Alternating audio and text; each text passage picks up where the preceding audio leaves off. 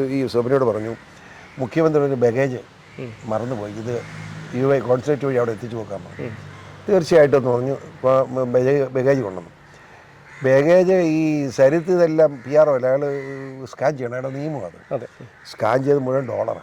ഇത് കഴിഞ്ഞ് പിന്നെ പിണറായി വിജയൻ ഇങ്ങോട്ട് വന്ന ബാഗേജ് നോക്കിയപ്പോൾ അപ്പോഴൊക്കെ വീട്ടിലെത്തിക്കാനാണ് പറയുന്നത്. നോക്കിയപ്പം സ്കാൻ ചെയ്തപ്പോൾ സ്വർണ്ണമാണ്. അങ്ങനെ ഒരു സെറ്റപ്പ് ഇവിടെ ഉണ്ടായി മുന്നോട്ട് പോയില്ലെങ്കിൽ കേരളം ഈ മുസ്ലിം ഭീകരവാദികളുടെ കൈപ്പിടിയിൽ അമരും. ആ കാര്യത്തിൽ ഇവിടുത്തെ മുസ്ലിം തീവ്രവാദികളല്ലാത്ത മാന്യന്മാരായ ജനങ്ങളും ഹിന്ദു ക്രിസ്ത്യൻ SC ST വിഭാഗങ്ങളും ഒന്നിച്ച് നിൽക്കാനുള്ള ബാധ്യതയുണ്ട്. അത് അവരുടെ നിലനിൽപ്പിന് ആവശ്യമാണ്. ഇവരെ അടിക്കണ്ടേ, മുഖ്യമന്ത്രിയായിട്ട് കൊണ്ട് ക്ഷമിക്കുകയല്ലേ, വേറെ ആൾ അത് പറഞ്ഞ് അടിക്കുകയില്ലേ ഞങ്ങൾ. അങ്ങനെ 22 പ്രാവശ്യം സ്വർണം ഇങ്ങോട്ട് കടത്തിയിട്ടുണ്ട് പിണറായി വിജയൻ. അപ്പോൾ വിശ്വാസികളെ അപമാനിക്കുക എന്ന നാണം കെട്ട പ്രക്രിയയായിട്ട് പിണറായി വിജയൻ്റെ നേതൃത്വമുള്ള കമ്മ്യൂണിസ്റ്റ് പാർട്ടി പോവുകയാണ്. അവർക്ക് ആവശ്യം മുസ്ലിങ്ങളെ മാത്രമാണ്. കാരണം എന്താണെന്ന് വെച്ചാൽ ഇത് മുഴുവൻ പിണറായിയുടെ വീട്ടിലാണ് ചെല്ലുന്നത്. ഇത് മുഴുവൻ സ്വർണ്ണക്കള്ളക്കടത്തല്ലേ. പിണറായി വിജയൻ യഥാർത്ഥ സ്വർണ്ണക്കടത്ത് നടത്തിയ വലിയൊരു ക്രിമിനലാണെന്നാണ് എൻ്റെ അഭിപ്രായം. അതുകൊണ്ട് പറ്റിയിരിക്കുന്നത് എന്താ, ഇവിടുത്തെ ഹൈന്ദവ സമൂഹത്തെയും ക്രൈസ്തവ സമൂഹത്തെയും ദൈവവിശ്വാസികളെ അപമാനിക്കുന്ന നിലപാടുമായിട്ട് കമ്മ്യൂണിസ്റ്റ് പാർട്ടി പോവുകയാണ്. ഒരു നേരത്തെ പറഞ്ഞാൽ എന്നെ 13 പ്രാവശ്യം ബലാത്സംഗം ചെയ്യുന്നു. അപ്പം ഞാൻ ചാനലുകാരെല്ലാം കൂടെ എൻ്റെ അടുത്ത് വന്നു. ഞാൻ ചോദിച്ചു, ഈ 12 പ്രാവശ്യത്തെ ബലാത്സംഗം ഒരു സുഖമായിരുന്നു, 13ാമത്തെ പ്രാവശ്യം വേദനിച്ചു. അടുത്ത മാർച്ച് 25 വലിയ സംഘർഷം കേരളത്തിലും ഇന്ത്യയിലും ഉണ്ടാക്കാനാണ് മുസ്ലിം ഭീകരവാദികൾ ശ്രമിക്കുന്നത്. അത് ലോക മുസ്ലിം ഭീകരവാദികളാണ്. ഈ മുസ്ലിങ്ങൾ മുഴുവൻ ഭീകരവാദികളല്ല, പക്ഷേ ഈ ഭീകരവാദികളുടെ നയത്തെ എതിർക്കാൻ ഇവർക്ക് ധൈര്യമില്ല മുസ്ലിങ്ങളെ. അൻവർ പറയുന്നത് കേട്ട് നമ്മുടെ കേരളത്തിൽ ജനങ്ങൾ അബദ്ധത്തിൽ ചാടരുത്. അവൻ്റെ ഭീകരവാദം വളർത്താൻ വേണ്ടിയുള്ള നീക്കത്തിൻ്റെ ഭാഗമാണത്.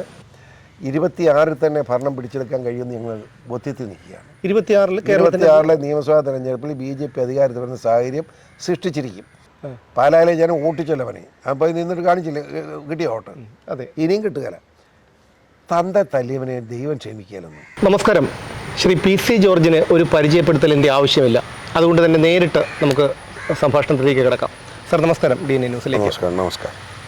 ഏറെ നാളായി അങ്ങിപ്പോൾ പൊതുമണ്ഡലത്തിൽ അങ്ങനെ സജീവമല്ല. മുൻപ് താങ്കൾ സജീവമായിരുന്നു, പക്ഷേ ഇപ്പോൾ സജീവമല്ല. അത് കേരളത്തിലെ ജനങ്ങളെ വല്ലാതെ നിരാശമാക്കുന്നു. പക്ഷേ അങ്ങനെയല്ല ഈ പ്രശ്നം. ഞാൻ സജീവമല്ലെന്ന് പറഞ്ഞാൽ ശരിയല്ല.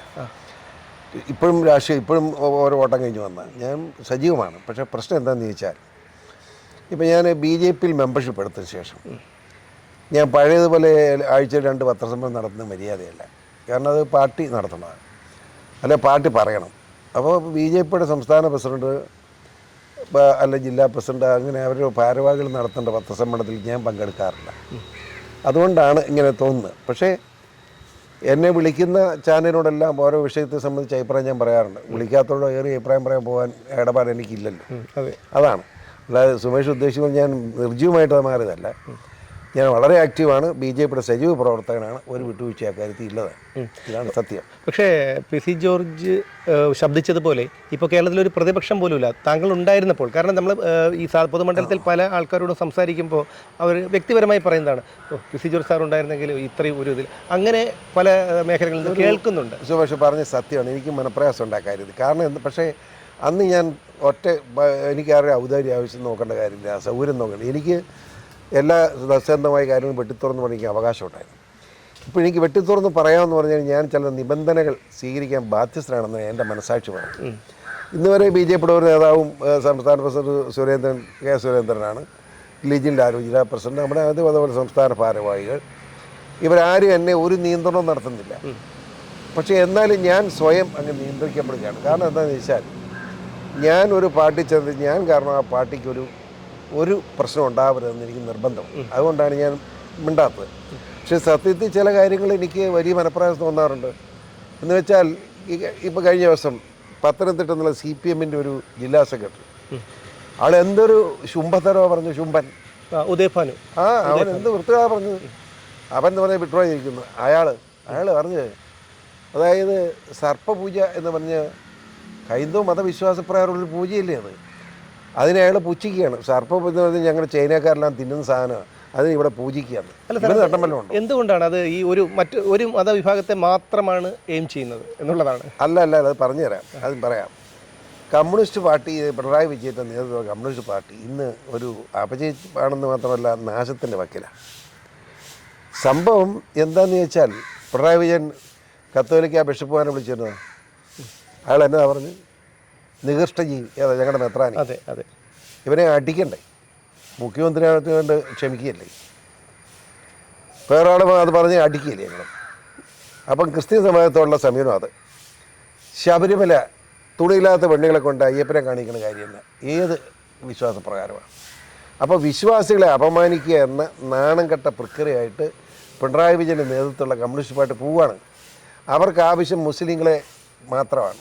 കാരണം എന്താണെന്ന് ചോദിച്ചാൽ മുസ്ലിം ഇപ്പം ഒരു 30% ഉണ്ടെന്നാണ് അവരുടെ കണക്ക്. അങ്ങനെ വന്നാൽ ആ വോട്ടും പിന്നെ പിണറായി വിജയൻ്റെ റബടിപ്പടയുടെ വോട്ടും കൂടി കൂടിയാൽ വീണ്ടും ഭരണത്തിൽ വരാമെന്നുള്ള ദുഷ്ടലക്ഷ്യം. അതിന് കാരണം വെച്ചാൽ പിണറായി വിജയൻ മകളെ കെട്ടിച്ചു കൊടുത്തിരിക്കുന്നത് മുസ്ലിം ഭീകരവാദിക്കാണ്. അപ്പോൾ അയാളുടെ പിന്തുണയോടുകൂടി മുസ്ലിം പിന്തുണയോടുകൂടി വീണ്ടും അധികാരത്തിൽ വരാമെന്ന കണക്ക് വെച്ചാണ് മറ്റ് ഹിന്ദു ക്രിസ്ത്യൻ മതവിഭാഗങ്ങളെ അയാൾ അപമാനിക്കുന്നത്. അത് ഇവിടെ മാത്രമല്ല, കേരളത്തിലെല്ലാം വ്യാപകമായിട്ട് ഈ കമ്മ്യൂണിസ്റ്റുകാർ അത് ചെയ്തുകൊണ്ടിരിക്കുക. കമ്മ്യൂണിസ്റ്റുകാർ ചെയ്യുന്നത് കണ്ട് രസം അതല്ല, ഈ കോൺഗ്രസ്സും അതിലേറെ മോശമായി. കോൺഗ്രസ് പറ്റിയെന്താണെന്ന് വെച്ചാൽ ഈ കോൺഗ്രസ് 65 കേരള കോൺഗ്രസ് ഉണ്ടായിക്കഴിഞ്ഞപ്പം ക്രിസ്ത്യൻ കമ്മ്യൂണിറ്റി മുഴുവൻ കോൺഗ്രസിൽ നിന്ന് അകന്നു. അത് സത്യത്തിൽ കേരള കോൺഗ്രസ് ഉണ്ടായതാണ് അതിന് കാരണം. അതുകൊണ്ട് എന്ത് സംഭവിച്ചു, കോൺഗ്രസ് നേതൃത്വം ക്രിസ്ത്യാനി ഇല്ല, മറ്റേ ക്രിസ്ത്യാനിക്ക് നല്ല നിർണായക സ്വാധീനം ഉണ്ടായിരുന്നു. ഇപ്പോൾ എന്ത് സംഭവിച്ചു, ഒരു ക്രിസ്ത്യാനിയുടെ കാര്യം പറയാൻ ഒരു നേതാവ് പോലും കോൺഗ്രസിൻ്റെ നേതൃനിരയില്ല. ഇല്ല, അവരും മുസ്ലിം ഭീകരവാദികളോടൊപ്പം നിന്നു. കാരണം എന്താണെന്ന് വെച്ചാൽ അവർക്കും വോട്ടിൻ്റെ കണക്ക് നോക്കുമ്പോൾ ഭീകരവാദികളെ വേണം.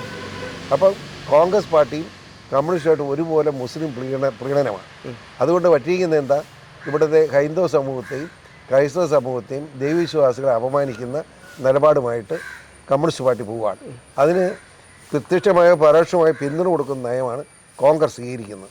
ഇനി ഒരു മാർഗ്ഗമേ ഉള്ളൂ, ഇവിടുത്തെ ക്രിസ്ത്യാനി ജീവിക്കണമെന്ന് ആഗ്രഹമുണ്ടെങ്കിൽ ഹിന്ദുക്കളുടെ സഹായം വേണം. ആ ഹിന്ദുവിൻ്റെ സഹായം വേണമെന്ന് പറഞ്ഞാൽ ഹിന്ദുവും ക്രിസ്ത്യാനിയും ഒന്നായേ പറ്റൂ. അത് ഞാൻ പച്ചയ്ക്ക് പറഞ്ഞേക്കാം, ഹിന്ദുവും ക്രിസ്ത്യാനി ഇവിടുത്തെ പാവപ്പെട്ട പട്ടികജാതി പട്ടികവർഗ്ഗങ്ങളും അതുപോലെ ഇവിടുത്തെ ഹിന്ദു എന്ന് പറയുമ്പോൾ എല്ലാം വരും. ഈഴവനും നായരും എന്ന് മാത്രമല്ല, നായരും ഈഴവനും എന്ന് മാത്രമല്ല, നായരും വരും ഈഴവനും വരും. അതിനകത്ത് എല്ലാ ആദിവാസി വിഭാഗം ഉൾപ്പെടെ വിശ്വകർമ്മരുൾപ്പെടെ എല്ലാ ഹൈന്ദവ സമൂഹവും അതോടൊപ്പം എല്ലാ ക്രിസ്ത്യൻ മതവിഭാഗങ്ങളും ഒന്നിച്ച് നിൽക്കണം. അതോടൊപ്പം ചെയ്യേണ്ട ഒരു കാര്യം എന്ന് വെച്ചാൽ ദേശീയ കാഴ്ചപ്പാട്, ഇന്ത്യ എന്ന് പറയുന്ന മഹത്തായ ഭാരതത്തെപ്പറ്റി ഭാരത ചിന്തയുള്ള ഇസ്ലാം മതവിശ്വാസികളും കൂടി ആ കൂടത്തിൽ കൂട്ടാം. അങ്ങനെ ഒരു സെറ്റപ്പ് ഇവിടെ ഉണ്ടായി മുന്നോട്ട് പോയില്ലെങ്കിൽ കേരളം ഈ മുസ്ലിം ഭീകരവാദികളുടെ കൈപ്പിടിയിൽ അമരും. ആ കാര്യത്തിൽ ഇവിടുത്തെ മുസ്ലിം തീവ്രവാദികളല്ലാത്ത മാന്യന്മാരായ ജനങ്ങളും ഹിന്ദു ക്രിസ്ത്യൻ SC/ST വിഭാഗങ്ങളും ഒന്നിച്ച് നിൽക്കാനുള്ള ബാധ്യതയുണ്ട്. അത് അവരുടെ നിലനിൽപ്പിന് ആവശ്യമാണ്. ഇപ്പം ഞാൻ പറയട്ടെ, ഇപ്പം BJP എന്ന് മാത്രമല്ല ഞാൻ പറയുന്നത്, മോദിജി അല്ലായിരുന്നു ഇന്ത്യയുടെ പ്രധാനമന്ത്രിയെങ്കിൽ ഇപ്പോഴത്തെ നില എന്താകുമെന്ന് ആലോചിച്ച് നോക്കിയില്ലേ, എവിടെ പോയി നിൽക്കുമായിരുന്നു നമ്മൾ. അതായത് അടുത്ത മാർച്ച് 25 വലിയ സംഘർഷം കേരളത്തിലും ഇന്ത്യയിലും ഉണ്ടാക്കാനാണ് മുസ്ലിം ഭീകരവാദികൾ ശ്രമിക്കുന്നത്. അത് ലോക മുസ്ലിം ഭീകരവാദികളാണ്, IS ഭീകരന്മാരാണ്. ഇവിടുത്തെ ഈ ഇപ്പം പത്തനംതിട്ടയിലെയോ കോട്ടയത്തെ ഈരാറ്റുപേട്ടയിലെയോ 2 മുസ്ലിങ്ങളെ ഭീകരവാദികളാണ്. അവർക്ക് വെറും അതിനകത്ത് ചാവാരിപ്പട്ടികളാണ്. ഇതല്ല, യഥാർത്ഥ ഭീകരവാദികളുണ്ട്. ആ ഭീകരവാദികൾ ആരാന്ന് പുറത്തറിയില്ല. ഉദാഹരണം പറയാം, ഈരാറ്റുപേട്ട ഇപ്പോൾ ഒരു 10-70 പേരെങ്കിലും NIA കൊണ്ടുപോയിട്ടുണ്ട്. ആരാന്ന് ആർക്കും അറിയത്തില്ല, എവിടെ കൊണ്ടുപോയെന്ന് അറിയത്തില്ല. ഞാൻ ഈയിടെ എൻ്റെ എനിക്ക് ഏറ്റവും പെട്ടപ്പെട്ട ചെറുപ്പക്കാരൻ പയ്യനാണ്. അവൻ ഏറ്റുമാൻ്റെ കച്ചവടമായിട്ടിരിക്കുക. അവൻ കഴിഞ്ഞ തിങ്കളാഴ്ച ഇവിടെ വന്നു വീട്ടിൽ. ഞാൻ മനെ അക്കടി എവിടെ ആയിരുന്നു ചോദിച്ചു. കണ്ടിട്ട് ഒത്തിരി നാൾ കൂടി കാണുക. അപ്പോൾ ആശാന് ഞാൻ ജയിലിലായിരുന്നു. കൃത്യം ഒരു 365 ദിവസം ഇന്നലെയായി എന്നെ ഇറക്കി വിട്ട് വന്നതാണ്. 365 ദിവസം കരുത്തെടുത്താളായിട്ട് പിടിച്ച് വെച്ചിരിക്കും. എന്നെ കൊണ്ടുപോയതാണ്. അങ്ങനെ എത്രയോ പേരെ ഇവിടുന്ന് കൊണ്ടുപോയിട്ടുണ്ടെന്ന്. ഇവൻ്റെ കൂടെ തന്നെ വേറെ ആളെ കൂടെ വിട്ട് 2 പേരെ ഇവിടെ വന്നേ. മനസ്സിലായില്ല, ഇവിടെ വന്നില്ല, ഒരാൾ വന്നില്ല, ഒരാളുണ്ടെന്ന് എന്നോട് പറഞ്ഞു. അങ്ങനെ ഞാൻ അന്വേഷിച്ചപ്പം വേറെ 2 പേര് കിടക്കുന്ന എനിക്ക് നേരിട്ട് അറിയാം. എത്രയോ നാളായിട്ട് കിടക്കുക. അത് യഥാർത്ഥ ഭീകരവാദികളാണ്. ഇത് തന്നെയല്ല, നമ്മുടെ ഈ ഈരാറ്റുപേട്ടയ്ക്കുള്ള കുഴപ്പമില്ല. ഈരാറ്റുപേട്ട മുസ്ലിങ്ങൾ വെറും 3.5 ചതുരശ്ര ഈരാറ്റുപേട്ട അതെ അതിനകത്ത് പോപ്പുലേഷൻ ഒക്കെ 45,000 വരുന്നത് 40,000 ഉണ്ടായിരുന്ന കാലത്തെ കണക്ക് 38,600 മുസ്ലിമാണ്. ബാക്കി ഹിന്ദുവും ക്രിസ്ത്യാനിയും കൂടെ ഉള്ളൂ. ഇപ്പോൾ ഈ വാർഡ് ഞാനിവിടെ താമസിക്കാം. ഇവിടെ 1200 വോട്ടുണ്ട്. 1200 വോട്ട് ആകെപ്പാടെ ഹിന്ദുവിൻ്റെയും ക്രിസ്ത്യാനിയുടെയും പട്ടികജാതിയുടെയും പട്ടികജാതിയും എല്ലാം കൂടെ 53 ഉള്ളൂ. ബാക്കി മുഴുവൻ മുസ്ലിമാണ്. 47% ഇവിടെ നേരെ ഓപ്പോസിറ്റ് ഞാൻ ജനിച്ചു വീടാക്കാണെന്ന് തറവാട്. അവിടെ ഈ പറഞ്ഞ പോലെ 60 താഴെ ഉള്ളൂ. ഹിന്ദുവും ക്രിസ്ത്യാനിയും മറ്റേ SC ST എല്ലാം മുഴുവൻ മുസ്ലിമാണ്. അപ്പം മുസ്ലിം ഭീകരത എന്ന നിലയിൽ പറ്റിയിരിക്കുന്ന കുഴപ്പം ഈ മുസ്ലിങ്ങൾ മുഴുവൻ ഭീകരവാദികളല്ല. പക്ഷേ ഈ ഭീകരവാദികളുടെ നയത്തെ എതിർക്കാൻ ഇവർക്ക് ധൈര്യമില്ല മുസ്ലിങ്ങളെ. അതുകൊണ്ട് സ്വാഭാവികമായിട്ട് എല്ലാവരും മുസ്ലിങ്ങൾ മുഴുവൻ ഒറ്റക്കെട്ടായി ഭീകരവാദികളിൽ നിന്ന് പേരുദോഷം വാങ്ങിക്കൂട്ടുക. അതിന് മുസ്ലിം സമൂഹം ചെയ്യേണ്ടത് ഈ ഭീകരവാദികൾ ഞങ്ങൾ അനുകൂലമല്ലെന്നും പാകിസ്ഥാൻ ഞങ്ങൾ അനുകൂലമല്ലെന്നും ഇന്ത്യയെ വിഭജിക്കാൻ ശ്രമിക്കുന്ന നീക്കത്തെ ഞങ്ങൾ എതിരാണെന്നും ധൈര്യമായി പറയണം. അത് പറയാത്തോടത്തോളം കാലം ഇവരെയും ആ മറുഭാഗത്ത് ചേരിയോടൊപ്പം കൂട്ടാൻ പറ്റുമെന്നുള്ളതാണ് വിധി. അത് മാറണമെന്നാണ് ഞാൻ ആഗ്രഹിക്കുന്നത്. പക്ഷേ ഒരു മസ്തിഷ്ക പ്രക്ഷാളനം നടക്കുന്നുണ്ട്. അതായത് ഒരു മുസ്ലിം വിഭാഗത്തിലുള്ള ഒരാൾ ഒരു തെറ്റ് ചെയ്താൽ അവരെ ആ തെറ്റ് ചൂണ്ടിക്കാണിക്കുമ്പോൾ അല്ലെങ്കിൽ വിമർശിക്കുമ്പോൾ അത് മുസ്ലിം സമുദായത്തെ ഒന്നടങ്കമാണ് എന്ന് വരുത്തി തീർക്കുന്ന ഒരു പ്രവണത. അതാണ് ഞാൻ പറഞ്ഞത്. മനസ്സിലായില്ലേ ദിവസം കേട്ടത്? അതായത് ഇപ്പം ഞാനൊരു തെറ്റ് ചെയ്തെന്ന് പറഞ്ഞാൽ PC ജോർജ് തെറ്റ് ചെയ്തു, അത് PC ജോർജാണ്. അത് ക്രിസ്ത്യാനി പോലും ചെയ്ത് തെറ്റായിട്ട് ആരും കണക്കാക്കുന്നില്ല. എന്നാൽ സുലൈമാൻ ഒരു തെറ്റ് ചെയ്തു, സുലൈമാൻ തെറ്റ് ചെയ്തെന്ന് പറഞ്ഞുകൊണ്ട് മുസ്ലിങ്ങളെല്ലാം ഒറ്റക്കൂട്ട് മുസ്ലിം സമുദായം തെറ്റ് ചെയ്യുന്നത്. അതെന്തിനാണ് അവരെങ്ങനെ കണക്കാക്കുന്നത്? ആ സ്വഭാവത്തിൽ സുമേഷ് അവർ മാറണ്ടേ? തീർച്ചയായിട്ടും അത് മാറുന്നില്ല എന്നതാണ് കേരളത്തിലെ ഇന്ത്യയിലെ മുസ്ലിം സമൂഹത്തിൻ്റെ ഗതികേട്. അവരും മനസ്സിലാക്കേണ്ട വ്യക്തികൾ ചെയ്യുന്ന തെറ്റുകളെ വ്യക്തികളെ ഒറ്റപ്പെടുത്താൻ ശ്രമിക്കണം. അത് പറ്റിയാൽ ഞങ്ങൾ ഒന്നിച്ച് നിൽക്കും. അതിപ്പോൾ ഒരു കച്ചവടമാണെങ്കിൽ ഞങ്ങളെല്ലാവരും കച്ചവടമാണ്. അതെല്ലാത്തിനും ഒന്നിച്ചാണ് നിൽക്കുന്നത്. അങ്ങനെ ഒന്നിച്ച് നിൽക്കുന്നത് നമുക്ക് വിരോധം ഉണ്ടായിട്ടല്ല. ഈ ഒന്നിച്ച് നിന്നുകൊണ്ട് മറ്റുള്ള സമുദായത്തിന് എതിരായിട്ട് നിൽക്കുമ്പോഴാണ് കുഴപ്പം പ്രശ്നം വരുന്നത്. തീർച്ചയായിട്ടും എന്തിനവരങ്ങനെ ചെയ്യുന്നു? അവർ നന്നാകണം. ഇന്ത്യ അത് തന്നെയല്ല. ഞാൻ ചോദിക്കട്ടെ, അവരുടെ ഒരു രീതി എന്നാലോചിച്ച് നമ്മളെല്ലാവരും മീശ വെച്ചിട്ട് താടി പിടിക്കുക, എല്ലാം വിരുത്തം അവരോട് പഠിപ്പിച്ച് വെച്ചിരിക്കുന്നത്. അപ്പോൾ അവരെന്നെ ഇന്ന് താടി വെച്ച് മീശ പിടിക്കും. നമ്മളെല്ലാം വലത്തോട്ട് മുണ്ടെടുക്കും, അവർ ഇടത്തോട്ട് മുണ്ടെടുക്കും. നമ്മളെല്ലാം മുകളിൽ നിന്ന് താഴോട്ട് എഴുതും. ഇവർ അറബി എഴുതുന്ന താഴെ നിന്ന് മുകളിലോട്ടാണ്. ഈ അറബിയുടെ മലയാളമോട്ട് അറിയത്തില്ല ഇവന്മാർക്ക്. മലയാളം പറയാൻ അറിയത്തില്ല, അതിന് അർത്ഥം അറിയത്തില്ല. ഇവന്മാർക്ക് അറബി പഠിക്കുക, അതിന് അർത്ഥം അറിയത്തില്ല. ഖുറാൻ തന്നെ മലയാളീകരിച്ച് കൊടുത്ത വിമർശിച്ചോ നന്നായതിന്. അതതിൻ്റെ അഭിപ്രായം. അതുപോലെ തന്നെ നമ്മളെ ഇടത്ത് വലത്തോട്ട്, അവൻ വലത്തുനിന്ന് ഇടത്തോട്ടായി. എല്ലാം തലതിരിഞ്ഞൊരു സ്വഭാവം. ഇതെങ്ങനെ സംഭവിച്ചത് എനിക്കറിയില്ല. എങ്ങനെ തലതിരിഞ്ഞാലും ഒരുമിച്ച് പോകുന്നതിനെ പറ്റി ആലോചിക്കണം. ആ മര്യാദ കാണിക്കണ്ടേ? അതില്ല. അതാണ് എൻ്റെ കുഴപ്പം. നിങ്ങൾ നേരത്തെ പറഞ്ഞതുപോലെ പിണറായി വിജയനും ഇടതുപക്ഷത്തിനും എപ്പോഴും ഒരു മുസ്ലിം പ്രീണനം ഉണ്ടായിരുന്നു. പക്ഷേ അതിൽ നിന്ന് വ്യത്യസ്തമായി ഒരാഴ്ച മുൻപ് പിണറായി വിജയൻ നടത്തിയ ഒരു പരാമർശം, അതായത് മാധ്യമപ്രവർത്തകർക്ക് മുന്നിൽ നടത്തിയ ഒരു പരാമർശം എന്താണ്, ഈ മലപ്പുറം ഒരു സ്വർണം പൊട്ടിക്കലിൻ്റെയും അതുപോലെ ഭീകരവിരുദ്ധ പ്രവർത്തനത്തിൻ്റെയൊക്കെ ഒരു മേഖലയാണ് എന്ന് പറഞ്ഞുകൊണ്ട് പരസ്യമായി തള്ളിപ്പറഞ്ഞു. അത് അൻവറിലേക്ക് മാത്രം ചൂണ്ടുന്നതാണ്. അൻവറിലേക്ക് ചൂണ്ടുന്നതാണ്. അതായത് അൻവർ എന്ന് പറയുന്നത് ഒരു ഭീകരവാദിയാണ്, മുസ്ലിം ഭീകരവാദ കൂട്ടിയിടപ്പെട്ട ആളാണെന്നുള്ള ഒരു സംശയം വേണം. അയാൾ വലിയ വിപ്ലവം പറഞ്ഞുകൊണ്ടെങ്കിൽ മനുഷ്യൻ മുഴുവൻ അയാൾ പറഞ്ഞ് നേരാന്ന് കൂടി. പക്ഷേ അതിൽ എത്രയോ ഭേദമാണ് പിണറായി മകളെ കെട്ടിച്ചു കൊടുത്തു. ഭീകരവാദത്തിന് അനുകൂലമായ നിലപാട് സ്വീകരിച്ച വിജയ് രാഷ്ട്രീയ ലാഭത്തിന് വേണ്ടിയാണ് പിണറായി ചെയ്യുന്നത്. എൻ്റെ മുഖ്യമന്ത്രി പദം തുടരാനുള്ള സാധനം സൃഷ്ടിക്കാൻ വേണ്ടി അദ്ദേഹം ചെയ്തതാണ്. പക്ഷേ അൻവറിനതിനെ അൻവർ CPM-നോടൊപ്പം നിന്നുകൊണ്ടാണ് ഈ മുസ്ലിം ഭീകരതയെ വളർത്താൻ നോക്കുന്നത്. അതിനകത്ത് പറയുമ്പോൾ തന്നെ ഈ ഇവിടെ റിയാസ് വരാതിരിക്കാൻ വേണ്ടി അൻവർ ഇറങ്ങിയിരിക്കുക, പകരം വരാൻ. ഒരർത്ഥവുമില്ല. റിയാസും അൻവറുമായിട്ട് ഒരു ബന്ധവുമില്ല. റിയാസും അൻവറും ഒരേ മാനസിക നിലയിലും ഒരേ തീവ്രവാദത്തിലും ചിന്തിക്കുന്നവരാണ്. പിന്നെ പറയുന്നതിനകത്ത് അർത്ഥമുണ്ടോ? അപ്പോൾ അത് രസം എന്താണെന്ന് വെച്ചാൽ അൻവർ പറഞ്ഞുകൊണ്ടെങ്കിൽ കൂടത്തിൽ ചാടുകയാരാ? കാരാട്ട് റസാക്ക്, അടുത്ത കൂടെ KT ജലീൽ. ഇമ്മാരാരാ? KT സിമിയാണ്. സിമി ആരാ? സിമി എന്ന് പറഞ്ഞ ഇന്ത്യ രാജ്യത്തല്ല ലോകത്ത് തന്നെ നിരോധിക്കപ്പെട്ട ഭീകര സംഘടനയാണ് സിമി. ആ സിമിയുടെ ഏറ്റവും വലിയ നേതാവാണ് KT ജലീൽ. അയാളാ ചാടിയത്. അപ്പോൾ അർത്ഥം ക്ലിയർ ആയില്ലേ ഇവൻ്റെ പോക്ക്, അൻവറിൻ്റെ പോക്ക് എങ്ങോട്ടാണ്? ഈ അൻവർ പറയുന്നത് കേട്ട് നമ്മുടെ കേരളത്തിൽ ജനങ്ങൾ അബദ്ധത്തിൽ ചാടരുത്. അവൻ്റെ ഭീകരവാദം വളർത്താൻ വേണ്ടിയുള്ള നീക്കത്തിൻ്റെ ഭാഗമാണത്. അതിൽ പിണറായി വിജയൻ അത് തന്നെയല്ല, സ്വർണം പൊട്ടിക്കൽ എന്ന് പറഞ്ഞു മലപ്പുറം കേന്ദ്രീകരിച്ചാണ് മുഴുവൻ വർഗീയ വികാരം ഉണ്ടാക്കുന്നത്. അവിടെ നമ്മുടെ CPM-ൻ്റെ പി ജയരാജൻ എത്രയോ ഉന്നതനായ നേതാവാണ്. അതെ, അദ്ദേഹം പറഞ്ഞല്ലോ ഇവിടെ IS റിക്രൂട്ട്മെൻറ്റ് നടക്കുന്നു. അപ്പോൾ ക്ലിയറായില്ലേ? അല്ല, ഇതേ കാര്യം നമ്മുടെ മുൻ പോലീസ് മേധാവി ലോക്നാഥ് ബെഹ്റയും പറഞ്ഞിരുന്നു, TP സെൻകുമാർ ഇതൊക്കെ പറയുന്നത് അവരെല്ലാം മോശമെന്നാണ് പറയുന്നത്. ഇപ്പം എന്നാ പറയും? അപ്പോൾ അവരുടെ നേതാവ് തന്നെ പറയണല്ലോ. അവരുടെ നേതാവ് തന്നെ അവരെ CPM-ൻ്റെ ജയരാജൻ പറഞ്ഞപ്പോൾ മോശമാണോ? പിണറായിക്ക് ഈ കാര്യങ്ങൾക്ക് അറിയാം, അതുകൊണ്ട് പറയാൻ നിർബന്ധിതമായി, അതുകൊണ്ട് മലപ്പുറം കേന്ദ്രീകരിച്ചുകൊണ്ടെന്ന് പറഞ്ഞു. അൻവറും ആ സെറ്റ് നടത്തുന്നത് ഭീകരവാദമാണെന്ന് പുള്ളിക്ക് ബോധ്യമാണ്. നടപടി ഉണ്ടാക്കട്ടെ, പറഞ്ഞുകൊണ്ട് മാത്രം ആയില്ലല്ലോ.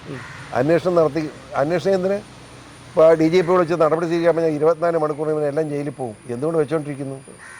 അതിന് പിണറായി തന്നെയാണ് കാണിക്കണം എന്നാണ് എൻ്റെ അഭ്യർത്ഥന. പക്ഷേ ഇതൊക്കെയാണെങ്കിലും ഈ പറഞ്ഞതുപോലെ PV അൻവർ പറഞ്ഞ ചില കാര്യങ്ങൾ വസ്തുനിഷ്ഠമായി തെളിവുകളടക്കം പറഞ്ഞ കാര്യങ്ങൾ, അതായത് ADGP അജിത് കുമാറിൻ്റെ അനധികൃത സ്വത്ത് സമ്പാദനം ഉൾപ്പെടെയുള്ള കാര്യങ്ങൾ പറയാം.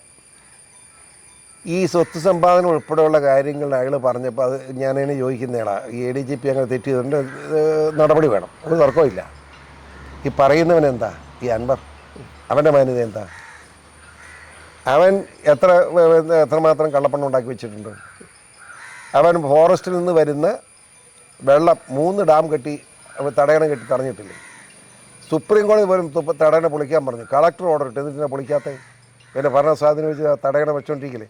ആ തടയണയൊക്കെ പൊളിച്ച് അവൻ അനധികൃതമായി കയ്യേറി വെച്ചിരിക്കുന്ന സ്ഥലം ഗവൺമെൻറ് വിട്ടുകൊടുത്ത് മാന്യത തെളിയിച്ചിട്ട് അവൻ പ്രസംഗിക്കണം. അവൻ്റെ ചാരിത്ര പ്രസംഗം തൊടാത്ത വീട്ടിൽ മാനമരായിരിക്കുന്ന പെണ്ണ് ചാരിത്രം ഉണ്ടെന്ന് പറഞ്ഞ് പ്രസംഗിക്കട്ടെ. അല്ലാതെ വഴിനീളം വ്യഭിചാരം കൊണ്ടുണ്ടാക്കുന്ന ചാരിത്രം പഞ്ചിട്ട് പല കാര്യമുണ്ടോ? അതിന് തുല്യമാണ് ഈ അൻവറിൻ്റെ പ്രസംഗം എന്നാണ് എൻ്റെ അഭിപ്രായം. അതോടൊപ്പം തന്നെ കേരളത്തിലെ ജനങ്ങൾ വളരെ പ്രതീക്ഷയോടുകൂടി നോക്കിക്കണ്ടിരുന്ന ഒരു പ്രസ്ഥാനമാണ് BJP. പക്ഷേ BJP ഫലപ്രദമായി കാര്യങ്ങളിൽ ഇടപെടില്ല എന്നും BJP-യുമായി ഒരു ഒത്തുകളി പിണറായി വിജയൻ്റെ കാര്യത്തിലുണ്ട് എന്നുമൊക്കെയാണ് പ്രശ്നം. BJP എന്ന് പറയുന്ന പ്രസ്ഥാനം കഴിഞ്ഞ കാലങ്ങളിൽ ഇവർ ഭരണത്തിൽ വരാൻ പറ്റും എന്നൊരു ചിന്തയൊന്നും ഇല്ലായിരുന്നു. അത് തന്നെയല്ല, അവരെ ഇപ്പം 10 പേരുടെ 12 ആക്കണമെന്നല്ലാതെ ഉടനെ പിടിച്ച് കയറാൻ പറ്റില്ല എന്നൊരു ചിന്തയില്ല അവർ നിന്ന്. പക്ഷേ ഇപ്പോൾ ഈ അടുത്ത കാലത്ത് ഞങ്ങളെല്ലാം കൂടെ ഒരുമിച്ച് ചേർന്ന് ചർച്ച ചെയ്തപ്പോൾ 26-ൽ തന്നെ ഭരണം പിടിച്ചെടുക്കാൻ കഴിയുമെന്ന് ഞങ്ങൾ ബോധ്യത്തിൽ നിൽക്കുകയാണ്. 26-ലെ നിയമസഭാ തെരഞ്ഞെടുപ്പിൽ BJP അധികാരത്തിൽ വരുന്ന സാഹചര്യം സൃഷ്ടിച്ചിരിക്കും. അതിനുള്ള നീക്കം നടക്കുകയാണ്. ഇവിടുത്തെ ഹിന്ദു ക്രിസ്ത്യൻ ഐക്യം, ആ ഹിന്ദു ക്രിസ്ത്യൻ ഐക്യത്തോടുകൂടി തന്നെ ഇവിടുത്തെ SC/ST വിഭാഗങ്ങളുടെ പിന്തുണയും വന്നാൽ, വെള്ളാപ്പള്ളി നടേശനപ്പള്ളി മാന്യന്മാരെ കൂടി സഹകരിപ്പിച്ച് മുന്നോട്ട് പോയാൽ NSS നിസാരമല്ല. മണിച്ചേട്ടൻ വളരെ സ്ട്രോങ് മനുഷ്യനാണ് NSS-ൻ്റെ സുകുമാരൻ നേരം. അദ്ദേഹം ഉൾപ്പെടെ നേതൃത്വം കൊടുത്തുകൊണ്ട് മുന്നോട്ട് വന്നാൽ അടുത്ത 26-ൽ തന്നെ കേരളം BJP-യുടെ കൈകളിലെത്തും എന്ന് വിശ്വസിക്കുന്ന ആളുകളാണ് ഞങ്ങൾ. ഉറച്ച അഭിപ്രായമാണ് ഞങ്ങളുടെ. ഇപ്പോൾ അതായത് ഇപ്പോൾ നമ്മുടെ ഈ കേന്ദ്ര അന്വേഷണ ഏജൻസികളുടെ, അതായത് കസ്റ്റംസ്, NIA, അതുപോലെ SFIO ഉൾപ്പെടെയുള്ള, SFIOയിൽ ഹർജി ചെയ്യപ്പെട്ട താങ്കളുടെ മകൻ തന്നെയാണ്. ഈ പല കേന്ദ്ര അന്വേഷണ ഏജൻസികളും പിണറായി വിജയനെതിരെയും മകൾക്കെതിരെയും അന്വേഷണം നടത്തി. പക്ഷേ ഡൽഹിയിൽ ഉൾപ്പെടെ പല സംസ്ഥാനങ്ങളിലും പല നേതാക്കളെയും ഈ കേന്ദ്ര ഏജൻസികളുടെ അന്വേഷണത്തിന് ശേഷം ജയിലിലടയ്ക്കുന്ന സംഭവം ഉണ്ടായി. പക്ഷേ പിണറായി വിജയനെയും മകളെയും ഒരു ചോദ്യം ചെയ്യുന്ന ഒരു സന്ദർഭം പോലും ഉണ്ടായില്ല. ഇത് ജനങ്ങളിൽ സംശയം വർദ്ധിപ്പിക്കുകയാണ്. അതിങ്ങനെ ചോദ്യം കറക്റ്റാണ്. പ്രശ്നം എന്താണെന്നറിയാം? ഇവിടെ കേരളത്തിലെ ഇപ്പോഴത്തെ രാഷ്ട്രീയ സാഹചര്യത്തിൽ നേരത്തെ ഞാനിപ്പം പറഞ്ഞ ഒരു കഴിഞ്ഞ വർഷം വരെ ഈ വർഷകാലം ഇപ്പം ജനുവരിക്ക് ശേഷം അല്ലെ ഫെബ്രുവരി മാർച്ചിന് ശേഷം ഒന്ന് കൂട്ടിക്കോളും. അതിനു മുമ്പ് കേരളത്തിലെ സാഹചര്യം എന്താണെന്ന് വെച്ചാൽ പിണറായി വിജയനെ പോയാൽ കോൺഗ്രസ് കൊണ്ടുപോകും. ആ സാഹചര്യമായിരുന്നു. ആ സാഹചര്യം മാറണ്ടേ? ഇപ്പോൾ ആ സാഹചര്യം മാറിയിട്ടുണ്ട്. ഇനി ശക്തമായ നടപടി ഉണ്ടാവും. പിണറായി വിജയൻ, ഞാൻ തന്നെയാണ് കേസ് കൊടുത്തിരിക്കുന്നത്. എത്ര കേസുണ്ട്? ആ നിലയ്ക്ക് പിണറായി വിജയന് ശിക്ഷിക്കപ്പെട്ടേ പറ്റുള്ളൂ. യാതൊരു സംശയം വേണ്ട. നിയമത്തിന് മുമ്പിലും ദൈവത്തിന് മുമ്പിലും പിണറായി ശിക്ഷിക്കപ്പെടും. അത് യാതൊരു സംശയം വേണ്ട. പിന്നെ വേറൊരു കാര്യമുണ്ട്. ഒരു ഭരണഘടനാപരമായി ഒരു മുഖ്യമന്ത്രി അധികാരത്തിലിരിക്കുമ്പോൾ ആ മുഖ്യമന്ത്രി അങ്ങനെ ഒറ്റയടിക്ക് കയറി ഒരു കേസിൻ്റെ പേര് വന്ന് അറസ്റ്റ് ചെയ്യാന്നൊക്കെ പറഞ്ഞാൽ അത് വലിയ രാഷ്ട്രീയ പ്രതികരണം ഉണ്ടാക്കുന്ന കാര്യമാണ്. ഡൽഹിയിലെ സംഭവം ഉണ്ടായി. ഡൽഹിയിലുണ്ടായെന്ന് പറഞ്ഞാൽ അയാൾ ഒറ്റപ്പെട്ട് കിടക്കുന്ന വളരെ ക്ലീൻ കേസാണ്. 140 കോടി രൂപ, 170 കോടി രൂപ കട്ടെന്ന് കോടതി കൂടെ പറഞ്ഞു. കോടതി പറഞ്ഞു കട്ടെന്ന്. അതാണ് പ്രശ്നം. ഇവിടെ പിണറായിയുടെ ഒരു കോടതിയും പറഞ്ഞിട്ടില്ല. അപ്പോൾ ആ നിലയിലേക്ക് പോവുകയാണ്. ലെവലിംഗ് കേസ് പോലെ ഇപ്പോൾ 45 പ്രാവശ്യമായിട്ട് മാറ്റി വെച്ചിരിക്കുക സുപ്രീം കോടതി. അത് ഓരോ വക്കീലന്മാരുടെ കളിയുടെ ഭാഗമാണ്. അതിലൊക്കെ മാറ്റം വന്നു കഴിഞ്ഞാൽ തീർച്ചയായിട്ടും ഉണ്ടാവും. പക്ഷെ ഒരു കാര്യമുണ്ടെന്ന്, ഇന്ന് വരെ ഇല്ലാത്ത മുന്നേറ്റം ബി ജെ പിക്ക് ഉണ്ടായിക്കൊണ്ടിരിക്കുകയാണ്. ബി ജെ പിയെ പറ്റി പറഞ്ഞ് നമ്മൾ മനസ്സിലാക്കേണ്ട ഒരു കാര്യം, ഈ ലോകത്തിൽ ഏറ്റവും വലിയ അംഗസംഖ്യയുള്ള പാർട്ടിയാണ് ബി ജെ പി. നിങ്ങൾ മനസ്സിലാക്കണം. അതായത് 2014 11 കോടി മെമ്പർഷിപ്പ് ഉണ്ടായിരുന്നു. അത് 19 ആയപ്പോഴത്തേന് 7 കോടി കൂടെ വന്ന് 11ഉം 7ഉം 18 കോടി മെമ്പർഷിപ്പായി. ഈ 25 ഇനിയിപ്പോൾ 24 വരാൻ പോവാം. മെമ്പർഷിപ്പ് നടന്നുകൊണ്ടിരിക്കുക. ഇനി ഒരു മാസത്തിന് മെമ്പർഷിപ്പ് ക്ലോസ് കഴിയുമ്പം ഇപ്പം തന്നെ 6.5 കോടി മെമ്പർഷിപ്പ് ആയി കഴിഞ്ഞു. ഇപ്പം തന്നെ കൂടുതൽ. അപ്പം 6.5 കോടി ആകുമ്പോൾ ഒന്നാലോചിച്ച് 19, 6, 25 ആയി കഴിഞ്ഞു കോടി ജനം. അത് ഒരു സംശയം വേണ്ട, ലോകത്തിന് തന്നെ അത്ഭുതമായിരിക്കും ബി ജെ പിയുടെ മെമ്പർഷിപ്പ്. അത് ചുമ്മാ മെമ്പർഷിപ്പ് അല്ല, കറക്റ്റായിട്ട് ഫോണിൽ ചെയ്താൽ നമുക്ക് ഇങ്ങോട്ട് മറുപടി വന്ന് നമ്മുടെ കയ്യിൽ കാർഡ് സഹിതമാണ് വരുന്നത്. അല്ലാതെ ചുമ്മാ നമ്മുടെ മുഴുവൻ റെക്കോർഡ് ചെയ്യപ്പെട്ടിരിക്കുക. നമ്മുടെ ചേർക്കുമ്പം നമുക്ക് ആക്റ്റീവ് മെമ്പർഷിപ്പ് കിട്ടണമെങ്കിൽ നമ്മളിലൂടെ മെമ്പർഷിപ്പ് എടുത്തോടെ അക്കൗണ്ട് നമ്പർ ഉൾപ്പെടെ അഡ്രസ്സ് ഉൾപ്പെടെ നമ്മൾ എഴുതി സൂക്ഷിച്ച് അവരെ കൊടുത്ത് അവരെ തെളിയിക്കണം. അല്ല ചുമ്മാ കിട്ടുകയില്ല. അപ്പോൾ വളരെ സ്ട്രിക്റ്റായിട്ട് പോവുകയാണ്. ഒരു സംശയം വേണ്ട, ഈ പോക്കിലൂടെ ഒരു സംശയമില്ലാതെ കേരളം ബി ജെ പിയുടെ കയ്യിൽ അമരും എന്നതിൽ ഒരു സംശയമില്ല. പക്ഷേ അതിന് ഈ സംസ്ഥാന സർക്കാരിനെതിരെ പല പ്രതിരോധങ്ങളും അല്ലെങ്കിൽ പ്രതിരോധത്തിലാക്കാവുന്ന പല സംഭവങ്ങളും ദിനം പ്രതി ഉണ്ടാകുന്നുണ്ടെങ്കിലും നമ്മുടെ ബി ജെ പിയുടെ യുവജന സംഘടനയാകട്ടെ BJP ആകട്ടെ പ്രതിഷേധങ്ങൾ തീർത്തും ദുർബലമാണ്. യുവമോർച്ച ഒരു ചെറിയ പേരിന് ഒരു സെക്രട്ടേറിയറ്റ് മാർച്ചോ അങ്ങനെ എന്തെങ്കിലും നടത്തും എന്നുള്ളതല്ലാതെ ഒന്ന് ഫലപ്രദമായി വിനിയോഗിക്കാൻ സംസ്ഥാന നേതാക്കൾ തയ്യാറാകുന്നില്ല എന്നൊരു ആക്ഷേപമുണ്ട്. ആ ആക്ഷേപത്തിനൊക്കെ പരിഹാരം താമസിയാതുണ്ടാവും. ഞങ്ങൾ ഉടനെ കൂടുന്നുണ്ട്. ഞങ്ങളെല്ലാം ഒരു സംശയം വേണ്ട, ഒരു അല്പം ക്ഷമിക്കൂ, ഇതിനൊക്കെ പരിഹാരം ഉണ്ടാവും. ഒരു തർക്കം വേണ്ട. അതുപോലെ തന്നെ ഈ കഴിഞ്ഞ ലോക്സഭാ തെരഞ്ഞെടുപ്പിൽ അനിൽ ആന്റണി സ്ഥാനാർത്ഥിയായി വന്നു. പക്ഷേ താങ്കളെ ജനം പ്രതീക്ഷിച്ചു എന്ന് വിചാരിച്ച് പാർട്ടിയുടെ കേന്ദ്ര കമ്മിറ്റി ഒരു തീരുമാനം എടുത്തു കഴിഞ്ഞാൽ അത് മാറ്റിക്കുന്നത് ശരിയാണ്. അത് തന്നെയല്ല, എനിക്ക് നിൽക്കണമെന്ന് ഞാൻ ആരോടും പറഞ്ഞിട്ടില്ല. എൻ്റെ റിക്വസ്റ്റും ഇല്ലല്ലോ. അത് തന്നെയല്ല, ഈ അനിൽ ആന്റണി എന്ന് പറയുമ്പം അവിടെ കേന്ദ്ര നേതാക്കന്മാർ വിചാരിച്ച് AK ആന്റണി മകൻ എന്ന് പറഞ്ഞാൽ ദൈവം തമ്പുരാനെന്നൊക്കെ തെറ്റിദ്ധരിച്ചു. അല്ല, അവിടെയാണ് പ്രശ്നം. അതാണ് ഉണ്ടായത്. ആ കാര്യത്തിൽ ഈ പയ്യനോ ആന്റണിക്ക് നാട് കേട്ടൊരു ബന്ധമില്ലെന്നുള്ള ജനങ്ങൾക്ക് അവർക്ക് അവിടെ ബോധ്യപ്പെടുത്തേണ്ട ചുമതല സംസ്ഥാന BJP നേതാക്കൾക്കല്ലേ? അല്ല, അത് പറഞ്ഞിട്ട് കാര്യമില്ലെന്നേ. ഒരു ദേശീയ നേതൃത്വത്തിൽ സ്ഥാനാർത്ഥി സംബന്ധിച്ച താരങ്ങളിലൊന്നും സ്റ്റേറ്റ് നേതൃത്വം അധികം ഇടപെടാറില്ല. അവരത് പാർലമെൻറ്റ് അസംബ്ലിയാണ് അവരിടപെടുന്നത്. ഇത് പാർലമെൻറ്റാണ് സംഭവിച്ചത്. അത് ഞാൻ ഒരു അഭിപ്രായം പറഞ്ഞില്ലെന്ന്. അനിൽ ആന്റണിക്ക് നമ്മുടെ ഈ മേഖലയിൽ അനിൽ ആന്റണിക്ക് ലീഡ് ചെയ്തു. അയാൾ അറിയുന്ന ഒരാൾ ഇവിടെ നാട്ടിലില്ല, ഒരാളെ കണ്ടിട്ടില്ല ആരും. എന്നിട്ട് നമ്മൾ ബലമായിട്ട് ഇറങ്ങി വോട്ട് ജയിച്ച് ലീഡ് മേടിച്ചല്ലോ. അത് അയക്ക് അത് തന്നെയല്ലേ, ഒരു രാഷ്ട്രീയക്കാരനല്ലെന്ന് അയാൾ ഒരു രാഷ്ട്രീയക്കാരനാണെങ്കിൽ ഒന്ന് മനുഷ്യനോട് മിണ്ടാനോ അതൊന്നും ഇല്ല. അത് പറ്റുകയില്ല അയാൾക്ക്. അയാൾ ഒരു എന്താണ് അയാൾ മലയാളം അറിയത്തില്ല കേട്ടാന്ന് പറഞ്ഞു. എനിക്ക് ചിരി വന്നു. അത് പച്ചക്കള്ളമാണ്. യവൻ തിരുവനന്തപുരത്ത് LKG മുതൽ +2 വരെ തിരുവനന്തപുരത്ത് പഠിച്ചതാണ്. അതിന് എഞ്ചിനീയറിംഗ് പഠിക്കാൻ വേണ്ടി നമ്മൾ ഡൽഹിക്ക് പോയത്. പിന്നെ എങ്ങനെ വീട്ടിലെ സംസാര ഭാഷ മലയാളമായിരിക്കുമല്ലോ? അല്ല, ഇവൻ സ്വന്തമായിട്ട് മലയാളം പറയുന്നത്. എന്നിട്ട് അവൻ പറയാം മലയാളം ഇംഗ്ലീഷും അറിയത്തുള്ളൂ, അതുകൊണ്ട് പ്രസംഗിക്കത്തില്ലെന്ന് നുണ പറയാം. അവന് പ്രസംഗിക്കാൻ ചമ്മലാണ്. അതാണ് കാര്യം. പക്ഷെ താങ്കൾ അവിടെ നിന്നിരുന്നെങ്കിൽ തീർച്ചയായിട്ടും മാറ്റം വരുമെന്ന് ഞാൻ അതിലേക്ക് അഭിപ്രായം പറയാറ്. കാരണം അത് പറയുന്നതിനകത്ത് അർത്ഥമില്ലല്ലോ. അതുപോലെ തന്നെയാണ് നമ്മുടെ ജനാധിപത്യ വ്യവസ്ഥയിലെ ഏറ്റവും വലിയ ഒരു ദോഷം എന്ന് പറയുമ്പോൾ ഒരു ദുർബലമായ പ്രതിപക്ഷമാണ്. കേരളത്തിൻ്റെ ഇന്നത്തെ അവസ്ഥയ്ക്ക് കാരണക്കാരൻ ഒന്നാം സ്ഥാനം നമ്മുടെ പ്രതിപക്ഷ നേതാവിനും പ്രതിപക്ഷത്തിനുമാണെന്ന് ഞാൻ പറയുന്നു. അല്ല, ഒരു വസ്തുതാപരമായ കാര്യമാണ് നിങ്ങളുടെ കമൻറ്റ്. പക്ഷെ വേറൊരു കാര്യമാണ്. ഇപ്പോൾ ഞാൻ ഉദാഹരണം അനിൽ ആന്റണിയുടെ പറഞ്ഞു. അനിൽ ആന്റണി വ്യക്തിപരമായി ഞാൻ വളരെ നല്ല ചെറുപ്പക്കാരനാണ്. ഒരു ചെള്ളവിടില്ല, നല്ല മാന്യനായ ചെറുപ്പക്കാരനാണ്. പക്ഷേ ജനങ്ങളുമായിട്ട് ബന്ധമില്ലാതെ പോയി. ഇവിടെ പ്രതിപക്ഷ നേതാവായിട്ട് വന്നത് രമേശ് ചെന്നിത്തലയും ഒരു പ്രതിപക്ഷ നിലയിൽ അപാര ഷൈനിങ് വന്നയാളാണ്. നിയമസഭയിൽ ഏറ്റവും നല്ല ഒരു ആഭ്യന്തരമന്ത്രിയായിരുന്നു. പക്ഷേ എന്ത് ചെയ്യാം, അങ്ങേരെ അവിടുത്തെ ഗ്രൂപ്പുകളുടെ ഭാഗമായിട്ട് അങ്ങനെ ഔട്ടായിപ്പോയി. സതീശൻ വന്നു. സതീശനും മുഴുവൻ MLA പരിപൂർണ്ണ പിന്തുണ കിട്ടുന്നില്ല. അത് കോൺഗ്രസ് അകത്ത് ഗ്രൂപ്പുകളൊക്കെ അവസാനിപ്പിച്ച് വളരെ മാന്യമായി അന്തസ്സായി പോയാൽ ഒരു സംശയമില്ലാതെ എൻ്റെ കണക്കിൽ കോൺഗ്രസ് നന്നായി വരും. പക്ഷേ ഇനി കോൺഗ്രസ് നന്നാക്കാൻ പറ്റില്ല. കാരണം കോൺഗ്രസ്സിലുള്ള സജീവ പ്രവർത്തകർ തന്നെ നിർജ്ജീവമായിപ്പോയി. അവരുടെ അണികളെല്ലാം നമ്മൾ BJP ചേർന്നുകൊണ്ടിരിക്കുകയാണ്. അപ്പോൾ ഇനി കോൺഗ്രസ്സിനെ നന്നാക്കാൻ ആരും വിഷമിക്കേണ്ട, നന്നാകുകയില്ല. അത് എങ്ങനെയെങ്കിലും 26 പിടിച്ചൊന്ന് കയറി ഒരു ചോവർ പ്ലേറ്റ് കാറ് കിട്ടുമെന്നാണ് സതീശൻ നോക്കുന്നത്. അത് കിട്ടുകയല്ല, അത് സുരേന്ദ്രൻ കൊണ്ടുപോകും. ഇതാണ് സത്യം. അടുത്ത നിയമസഭാ തെരഞ്ഞെടുപ്പ് ഉറപ്പാണ്. അതെ അതോടൊപ്പം തന്നെ ഇപ്പോൾ സ്വപ്ന സുരേഷിൻ്റെ ഒരു വിഷയം മുമ്പ് ഉയർന്നു വന്നിരുന്നു. അതിനുശേഷം ഇപ്പോൾ വന്നൊരു വെളിപ്പെടുത്തൽ, ഷാജ് കിരൺ എന്ന് പറയുന്ന ഒരു വ്യക്തി ഒരു വെളിപ്പെടുത്തൽ ഇപ്പോൾ ഏറ്റു പറഞ്ഞുകൊണ്ട്, ഞാൻ കഴിഞ്ഞ ഒരു 2 ആഴ്ചയ്ക്ക് മുമ്പ് സ്വപ്ന സുരേഷിൻ്റെ ഒരു അഭിമുഖം നടത്തിയിരുന്നു. അതിനുശേഷം ഇപ്പോൾ ഷാജ് കിരൺ പറഞ്ഞു താങ്കളുടെ പേര് വന്ന് അനാവശ്യമായി വലിച്ചഴിച്ചതാണ്. ഇപ്പോൾ കഴിഞ്ഞ ഒരു 2 ആഴ്ചയ്ക്ക് മുമ്പ് അയാൾ ആ കുറ്റങ്ങളെല്ലാം ഏറ്റു പറഞ്ഞുകൊണ്ട് ഷാജ് കിരൺ രംഗത്ത് വന്നിരുന്നു. ഞാൻ ഇല്ലെന്ന് പറഞ്ഞല്ലോ, അവന് പറയാറായല്ലോ, അവന് ഞാൻ അതിലേക്ക് കിടക്കുന്നില്ല. ഈ സ്വപ്ന സുരേഷ് എന്ന് പറയുന്നത് വളരെ മാന്യമായ ഒരു സ്ത്രീയാണ്. തീർച്ചയായും ഞാൻ അവരോട് ഒരു ആകപ്പാടെ സംസാരിച്ചത് ഒരു 5 മിനിറ്റ് കാണും, അത്രേ ഉള്ളൂ. എല്ലാവരും സംസാരിച്ചിട്ടേ, ഫോണിൽ സംസാരിച്ചു. അവരെന്നോട് വന്ന് വളരെ വേദനയോടെ കരഞ്ഞുകൊണ്ട് ഈ അവരുടെ ചരിത്രങ്ങൾ പറഞ്ഞു.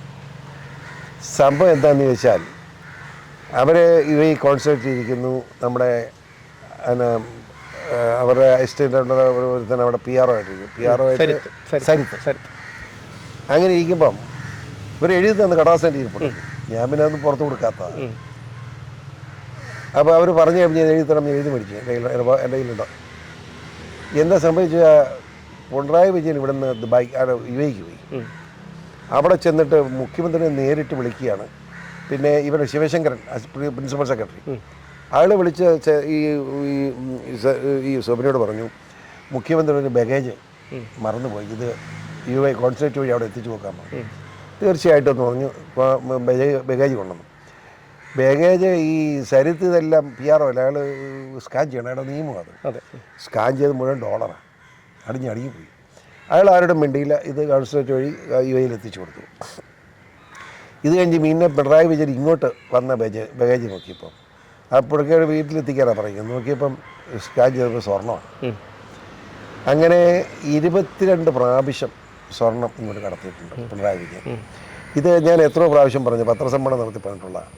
ഇത് മുഴുവൻ പിണറായിയുടെ വീട്ടിലാണ് ചെല്ലുന്നത്. ഇത് മുഴുവൻ സ്വർണ്ണക്കള്ളക്കടത്തല്ലേ. പിണറായി വിജയൻ യഥാർത്ഥ സ്വർണ്ണക്കടത്ത് നടത്തിയ വലിയൊരു ക്രിമിനലാണെന്നാണ് എൻ്റെ അഭിപ്രായം. അയാൾ കോടാനുകോടി രൂപ ഉണ്ടാക്കിയിട്ടുണ്ട്, ഇപ്പം അങ്ങനെ പോകുന്നു.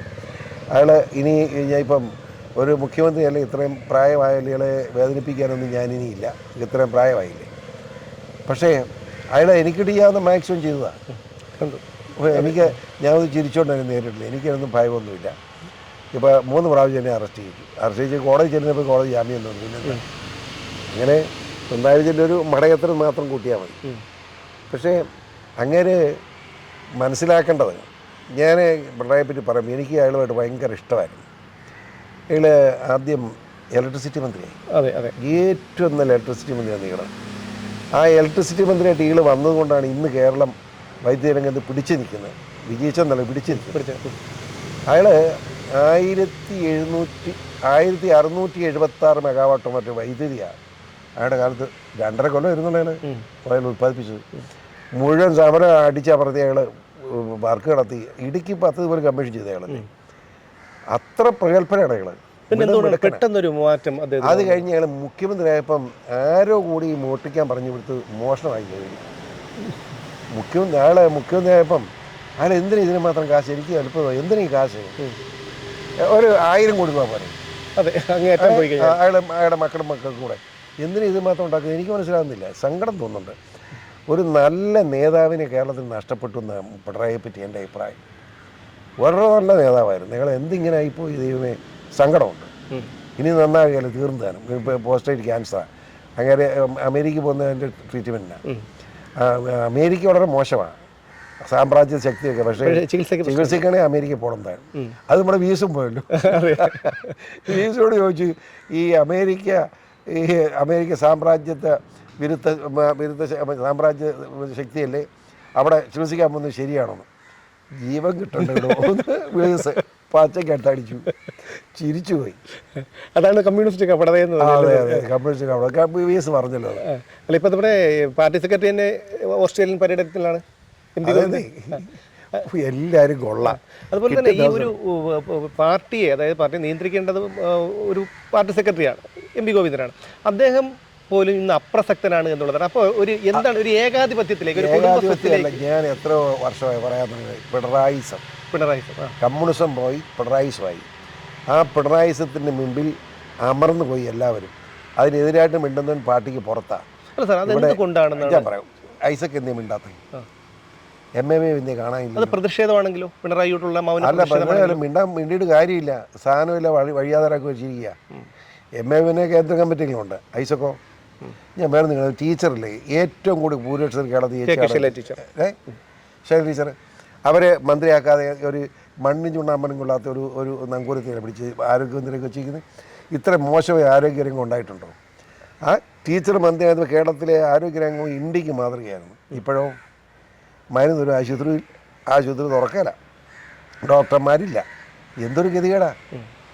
അതപ്പം ഈ ആശ്രിത മത്സരനാണ് പിണറായി വിജയൻ. അതുകൊണ്ട് പറ്റുന്നതാണ്. അത് എന്ത് ചെയ്യാൻ, നമ്മുടെ കഷ്ടകാലം. അല്ല എന്ത് ചെയ്യാനാണ്. ഞങ്ങളിപ്പോൾ ഒരു പതിറ്റാണ്ടോളം പാരമ്പര്യം ഉള്ള രാഷ്ട്രീയ പാരമ്പര്യമുണ്ട്. അപ്പോൾ ഇപ്പോൾ പഴയ സഹപ്രവർത്തകർ, പഴയ സുഹൃത്തുക്കൾ, അതായത് രാഷ്ട്രീയത്തിൽ അവരുമായിട്ടൊക്കെ ഇപ്പോഴും ബന്ധമുണ്ടോ? പിന്നെ ഞാൻ ബന്ധപ്പെടാറുണ്ട്, മിണ്ടാറുണ്ട്, സംസാരിക്കാറുണ്ട്. ഞാൻ പിന്നെ നേരത്തെ പറഞ്ഞല്ലോ, ഈ BJP ചേർന്നതിന് ശേഷം മറ്റാളോട് സ്നേഹത്തിൽ വർത്തമാനം പറയുന്നില്ല. ഞാൻ ഒന്നും രാഷ്ട്രീയ അഭിപ്രായത്തിൽ എന്തിനാണ് ഈ BJPയുടെ ഒരു അയിത്തം നമ്മുടെ കേരളത്തിൽ? എനിക്ക് അതാണ് ഞാനത് അത് മാറ്റിക്കൊണ്ടിരിക്കുക. ഞാൻ വന്നതിൻ്റെ മാറ്റം നോക്കിക്കോളൂ. നമ്മുടെ ക്രൈസ്തവ സഭയുടെ അവിടുന്ന് പിതാക്കന്മാരൊക്കെ നമുക്ക് അനുഭവത്തിൽ വരുന്നുണ്ട്. ദീപിക പത്രം പോലും BJPയുടെ കാര്യം എഴുതാതിരുന്ന പത്രം ഇന്ന് എഴുതാൻ തുടങ്ങിയിട്ടുണ്ട്. അങ്ങനെയൊക്കെ മാറ്റം വരും. ധൈര്യമായിട്ടിരുന്നു. ഇതാണ് ഈ ജനത്തിൽ സത്യം മനസ്സിലായി. ഇവിടെ ഇടതുപക്ഷം വലതുപക്ഷം ഒരുമിച്ച് BJPയെ വിരുദ്ധത പറഞ്ഞ് BJP എന്ന് പറയാണ്ട് വലിയ കൊള്ള സംഘമാണെന്നൊക്കെ ആ പാവങ്ങൾ മിണ്ടാതെ നടക്കായിരുന്നു. അതൊക്കെ തിരിച്ച് നല്ലവണ്ണം വർത്താനം പറഞ്ഞ് ഞങ്ങൾ ഇറങ്ങിയിട്ടുണ്ട്. അതാ ഞാൻ പറഞ്ഞ് 26 ഞങ്ങൾ കാണിച്ചു കൊടുക്കാമെന്ന് പറഞ്ഞു. ഇപ്പോൾ BJP ഏതാണെന്ന് മനസ്സിലാകുന്ന തോന്നി ജനം ഓടിക്കൂടുക. ഞാൻ ഈ പൂഞ്ഞാർ തെക്കക്കര പഞ്ചായത്ത് ഈയിടെ ഒരു മെമ്പർഷിപ്പ് എടുക്കാൻ വേണ്ടി നടക്കുക. നമ്മുടെ പിള്ളേർ അവിടെ പഞ്ചായത്ത് മെമ്പറ. അവൻ മിനിങ്ങാന്ന് കമ്മിറ്റി ചെന്നപ്പോൾ എനിക്ക് അവൻ ഒരു വീട്ടിൽ ചെല്ലുമ്പോൾ അടുത്ത വീട്ടുകാർ വിളി ഇവിടെ കൂടെ കയറിച്ച് പോവുള്ളൂ മെമ്പർഷിപ്പ് എടുക്കാനായിട്ട്. ആ പ്രദേശത്ത് ഒരാളില്ല, മുഴുവൻ വരും മെമ്പർഷിപ്പ് ഇടുന്നത് പെരുങ്ങളാ. അങ്ങനെ വളരെ അനുകൂലമായ സാഹചര്യമാണ്. ഇത് സത്യം പറയുമ്പോൾ ജനം കൂടുമല്ലോ, ഒരു സംശയം. ഞാൻ ഇന്നിപ്പം കാര്യകുളം എന്ന സ്ഥലത്ത് ഇപ്പോൾ വരുന്നത്. നമ്മുടെ കാഞ്ഞിരപ്പള്ളി പൂഞ്ഞാറിലെ നമ്മുടെ പാറത്തോട് എരുമേലി മേഖലയാണ്. അവിടെ പോയിച്ചു. അവിടെ നീങ്ങുന്ന ആളുകൾ മുഴുവൻ BJPക്ക് അനുകൂലമായ രീതിയാണ്. ഒരു കല്യാണത്തിനാണ്. സാർ BJP ചേർന്ന് നന്നായിരുന്നു, എന്നോട് എല്ലാം സ്നേഹം പറയുക. അത് പെൺകുട്ടികളാണ്. സ്ത്രീയുടെ ഒരു 19 പേരിങ്ങനെ നിൽക്കുക. അവരെ ഞങ്ങളോട് തോന്നി ഫോട്ടോ എടുക്കാമെന്ന്. ഞാൻ ഉടനെ അവരുടെ അടുത്ത് നിന്ന് പിന്നെ ഞാൻ പുറകെ നിൽക്കാമെന്ന് ഞാൻ പറയുന്നു. അപ്പോൾ അവരെന്നെ ഇടയ്ക്കാക്കി. അവരൊരു 10-30 സ്ത്രീകളിങ്ങനെ ഫോട്ടോ എടുക്കാം. ചൈനയ്ക്ക് ഒരു സ്ത്രീ പറഞ്ഞു, സാറേ ഞങ്ങളാണ് ഈയിടെ നമ്മുടെ കുളത്തിങ്ങനെ വെട്ടി കഞ്ഞി വീഴ്ത്താൻ പോയത് ഞങ്ങളാന്ന് പറഞ്ഞു. ശരി. അവിടെ റോഡില്ലാതെ തന്നെ അവരുടെ വീടിൻ്റെ ഭാഗത്ത് തിരുവോണത്തിന് പഴങ്കഞ്ഞി കുടിയായിരുന്നു വീടിൻ്റെ ഭാഗത്തിൽ. ഒരു MLA എന്തൊരു നാണക്കേടാന്ന് അറിയിച്ചു. എനിക്ക് കിടക്കത്തില്ല. ഞാൻ MLA പറ്റി ഒന്നും അഭിപ്രായം പറയാൻ എനിക്ക് ഇഷ്ടമില്ലാത്ത ഞാനൊന്നും പറയുന്നില്ല. ഞാൻ പറഞ്ഞത് അങ്ങനെ പോലും ഇവിടെ ഉണ്ടാകുന്നുണ്ട്. അപ്പോൾ ആ സ്ത്രീകളൊക്കെ BJP ചെന്ന് നന്നായി എന്ന് അവരുടെ എന്നോട് അഭിപ്രായം പറഞ്ഞു. അങ്ങനെ നിലവിലെ അനുകൂലമായ സ്ഥിതി കേരളത്തിലുണ്ടായിട്ടുണ്ട്. അത് 2026 തെളിയിച്ചെടുക്കും. ഇപ്പോൾ EP ജയരാജൻ ചെയ്തത് പ്രകാശ് ജാവ്ദേക്കർ അദ്ദേഹത്തെ വസതിയിൽ സന്ദർശിച്ചു എന്നൊരു കുറ്റമാണ്. അദ്ദേഹത്തെ LDF കൺവീനർ സ്ഥാനത്ത് നിന്ന് നീക്കി. പക്ഷേ അതേ കാര്യമാണല്ലോ ഇപ്പോൾ MR അജിത് കുമാർ ചെയ്തു എന്ന് പറയുന്നത്, പിണറായിക്ക് വേണ്ടി ചെയ്തു എന്ന് ആരോപിക്കപ്പെടുന്നത്. ആ MR അജിത് കുമാറിനെ ചേർത്ത് പിടിച്ചിരിക്കുന്നു. അത് എന്താണ് ഈ ഒരു RSSനെ ഒക്കെ ഇത്രയധികം തെറ്റിദ്ധരിപ്പിക്കുന്ന രീതിയിലുള്ള ഇതിലേക്ക് പോകുന്നത്? RS നേതാവിനെ കണ്ടത് വലിയ മഹാഭാവം എന്നാണല്ലോ പറയുന്നത്. അങ്ങനെയാണെങ്കിൽ ഈ പോലീസ് ഓഫീസർ പോയി പാണക്കാട് തങ്ങളെ കണ്ട തെറ്റല്ലേ? അതിന് പാണക്കാട് തങ്ങളെക്കാൾ എത്രയോ വലിയവനാണ് RS നേതാവ്. മുസ്ലിം സമുദായത്തിലെ ഒരു ആളെന്നല്ലേ ഉള്ളൂ തങ്ങളെ കാണാം, കുഴപ്പമില്ല. എന്നാൽ RS ഹിന്ദു നേതാവിനെ കാണത്തില്ല. തന്നെ ഹിന്ദു വിരുദ്ധത അത് മാറ്റി വെക്കട്ടെ. RS നേതാവിനെ കണ്ടതിന് അയാൾ ആ അജിത്തിന് തൻ്റെ ഇടയിലാണ്. ഞാൻ ഇവിടുത്തെ ADGP ആണ്, എൻ്റെ അധികാരം ഉപയോഗിച്ചാൽ കണ്ടെന്നുള്ള തൻ്റെ ഇടം അവൻ കാണിക്കണം. എങ്കിലേ ഈ കഴപ്പ് തീർന്നില്ല എല്ലാവരും. ഞാൻ കണ്ടതാണ്. എന്തിനാണ് വിളിച്ചിരിക്കുന്നത്? ഞാൻ കണ്ടതാണ്. പോലീസ് ഡിപ്പാർട്ട്മെൻറ്റ് ആവശ്യമനുസരിച്ച് അങ്ങനെ അഭിപ്രായം അറിയേണ്ടതാണ്. അതുകൊണ്ട് പോയതാണെന്ന് പറയണ്ടേ? അത് പറയുന്നില്ല അവൻ, അതാ കുഴപ്പം. ഞാനാണ് അവൻ്റെ സ്ഥാനത്ത് പച്ചയ്ക്ക് പറയും, ഞാൻ കണ്ടാണെന്ന് പറയും. എന്തിനാണ് പറയാതിരിക്കും? എനിക്കറിയത്തില്ല. കണ്ടാലില്ല. പാണക്കാട് തങ്ങളെ കാണാമോ? എന്നാൽ ഇവിടെ കാണാം. പിന്നെ ഇതിനെ ഈ മാർപ്പാപ്പയെ കാണാൻ ഇവനൊക്കെ പോകുന്നത് എനിക്ക് മനസ്സിലായില്ല. കർദിനാളെ കാണാൻ പോകുന്നു, അച്ഛന്മാരെ കാണാൻ പോകുന്നു, ഇതിനകത്ത് തെറ്റാണല്ലോ. SDP ആയിട്ട് ഭരണം പങ്കിടുന്നുണ്ട് നമ്മുടെ പത്തനംതിട്ട ജില്ലാ നഗരസഭയിലേക്ക്. അപ്പോൾ അത് പ്രശ്നമില്ല. വൃത്തികേട് പറഞ്ഞ് കണക്കുമല്ല. അതുപോലെ തന്നെയാണ് ഇപ്പോൾ ഈ കേരളത്തെ ഇളക്കി മറിക്കുന്ന ഒരു സംഭവം നടക്കുന്നുണ്ട്. ഹേമ കമ്മീഷൻ റിപ്പോർട്ട് വന്നതിന് ശേഷം ഞാൻ ചോദിക്കട്ടെ, ഹേമ കമ്മീഷൻ എന്നോട് തെറ്റിദ്ധരിക്കണം. ഹേമ കമ്മീഷൻ റിപ്പോർട്ടിലെ ഈ വ്യഭിചാര ചരിത്രമല്ല വേറെ വല്ലതും ചർച്ച ചെയ്യുന്നുണ്ടോ? അത് മലയാളി എന്ന നാണം കെട്ടവൻ്റെ മനസ്സിൻ്റെ കുഴപ്പമാണ്.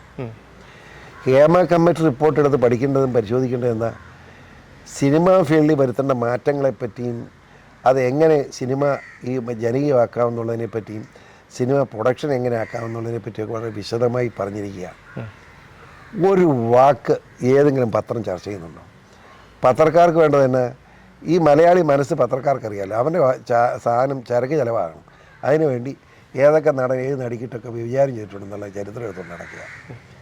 എല്ലാവരും ഞാൻ ഇന്നും പത്രം എടുത്തു, ഇന്ന് പത്രം വായിക്കും. ഇപ്പോൾ ഹേമ കമ്മിന്ന് കാണുമ്പോൾ ആ ഭാവം വായിക്കുകയില്ല. ഇന്നാണ് സിദ്ദിഖിനെയാണ് കണ്ടു, ഞാൻ നോക്കിയില്ല. സിദ്ദിഖ് ജാമ്യം ഉണ്ടെന്ന് ഇല്ലെന്ന് നേണ്ട കണ്ടു, ഞാൻ നോക്കിയാലേ പോയില്ല, വായിച്ചില്ലേ.